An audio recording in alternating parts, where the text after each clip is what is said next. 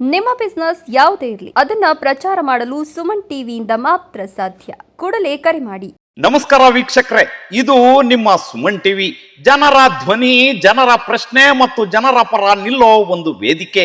Just ಮಾತು ಈ ಕಾರ್ಯಕ್ರಮದ ಮೂಲಕ ಪ್ರತಿ ವಾರ ಸಮಾಜದ ನಾಯಕರು, ಜನಪ್ರತಿನಿಧಿಗಳು, ಅಧಿಕಾರಿಗಳನ್ನ ನೇರವಾಗಿ ಪ್ರಶ್ನೆ ಮಾಡ್ತೀವಿ. ಜನರ ಸಮಸ್ಯೆಗಳಿಗೆ ಉತ್ತರ ಕೇಳ್ತೀವಿ. ಯಾಕಂದ್ರೆ ಪ್ರಜಾಪ್ರಭುತ್ವದಲ್ಲೇ ಪ್ರಶ್ನೆ ಕೇಳೋದು ಜನರ ಹಕ್ಕು, ಉತ್ತರ ಕೊಡೋದು ನಾಯಕರ ಜವಾಬ್ದಾರಿ. ಈ ವಾರ ನಾವು ಪ್ರಶ್ನೆ ಕೇಳ್ತಿರೋ ನಾಯಕ ಯಾರು ಅಂದ್ರೆ ಅದು ಪ್ರದೀಪ್ ಈಶ್ವರ್, ಚಿಕ್ಕಬಳ್ಳಾಪುರ ಶಾಸಕ ಪ್ರದೀಪ್ ಈಶ್ವರ್. ಶಾಸಕರೇ, ಚಿಕ್ಕಬಳ್ಳಾಪುರ ಜನರ ಪರವಾಗಿ ಸುಮನ್ ಟಿವಿ ಕೇಳ್ತಿರೋ 5 ನೇರ ಪ್ರಶ್ನೆಗಳು ಇವು. ಪ್ರಶ್ನೆ ನಂಬರ್ 1. ಕಳೆದ 2 ತಿಂಗಳಿಂದ ನೀವು ಚಿಕ್ಕಬಳ್ಳಾಪುರದಲ್ಲಿ ಕಾಣಿಸ್ಕೊಳ್ತಿಲ್ಲ ಅನ್ನೋ ಮಾತು ಜನರಿಂದ ಕೇಳಿ ಬರ್ತಿದೆ. ಒಬ್ಬ ಶಾಸಕರಾಗಿ ಜನರ ಸಮಸ್ಯೆ ಕೇಳೋದು ನಿಮ್ಮ ಜವಾಬ್ದಾರಿ ಅಲ್ವಾ? ಜನರು ತಮ್ಮ ಸಮಸ್ಯೆ ಹೇಳ್ಕೋಬೇಕು ಅಂದ್ರೆ ಯಾರ ಬಳಿ ಹೋಗ್ಬೇಕು? ನೀವು ಕ್ಷೇತ್ರಕ್ಕೆ ಬರದೇ ಇರೋದಕ್ಕೆ ನಿಜವಾದ ಕಾರಣ ಏನು? ಪ್ರಶ್ನೆ ನಂಬರ್ 2. ಚಿಕ್ಕಬಳ್ಳಾಪುರದಲ್ಲಿ ಎಚ್ಎನ್ ವ್ಯಾಲಿ ನೀರಿನ ಸಮಸ್ಯೆ ದಿನದಿಂದ ದಿನಕ್ಕೆ ಗಂಭೀರವಾಗ್ತಾ ಇದೆ. ಹಲವಾರು ಸಂಘಟನೆಗಳು, ರಾಜಕೀಯ ನಾಯಕರು ಹೋರಾಟ ಮಾಡ್ತಿದ್ದಾರೆ.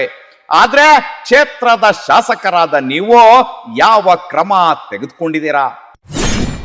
ಮುಂದಿನ ಬಜೆಟ್ ಅಲ್ಲಿ ಈ ಸಮಸ್ಯೆಗೆ ಪರಿಹಾರ ಸಿಗುತ್ತಾ? ಚಿಕ್ಕಬಳ್ಳಾಪುರ ಜನತೆಗೆ ಶುದ್ಧ ಕುಡಿಯುವ ನೀರು ಯಾವಾಗ ಸಿಗುತ್ತೆ?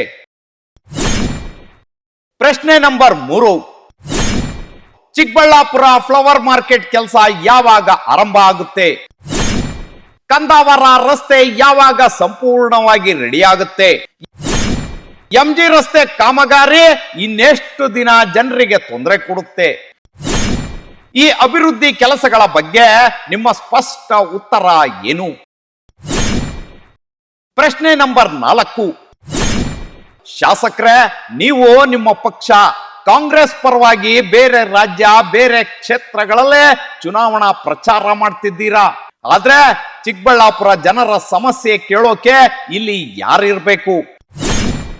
ಮೊದಲು ನಿಮ್ಮ ಕ್ಷೇತ್ರ ಅಥವಾ ಪಕ್ಷದ ರಾಜಕೀಯ.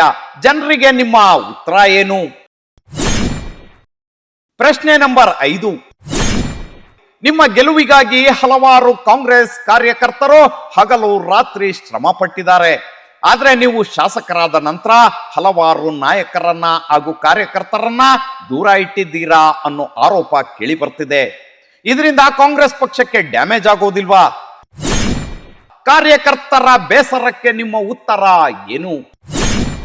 ಶಾಸಕರೇ, ಇವತ್ತು ಚಿಕ್ಕಬಳ್ಳಾಪುರ ಜನತೆ ನಿಮ್ಮನ್ನ ಮಿಸ್ಸಿಂಗ್ MLA ಅಂತ ಕರೀತಿದ್ದಾರೆ. ಈ ಟೀಕೆಗೆ ನೀವು ಯಾವಾಗ ಉತ್ತರ ಕೊಡ್ತೀರಾ? ಜನರ ಮುಂದೆ ಯಾವಾಗ ಕಾಣಿಸ್ಕೊಳ್ತೀರಾ? ವೀಕ್ಷಕರೇ, ಸುಮನ್ ಟಿವಿ ಕೇಳಿರುವ ಈ 5 ಪ್ರಶ್ನೆಗಳು ಸರಿನಾ ತಪ್ಪಾ? ನಿಮ್ಮ ಅಭಿಪ್ರಾಯವನ್ನ ಕಮೆಂಟ್ ಮೂಲಕ ತಿಳಿಸಿ. ಯಾಕಂದ್ರೆ ಸುಮನ್ ಟಿವಿ ಯಾವ ಪಕ್ಷದ ಪರವೂ ಅಲ್ಲ, ಇದು ಜನರ ಪರ. ಧನ್ಯವಾದ.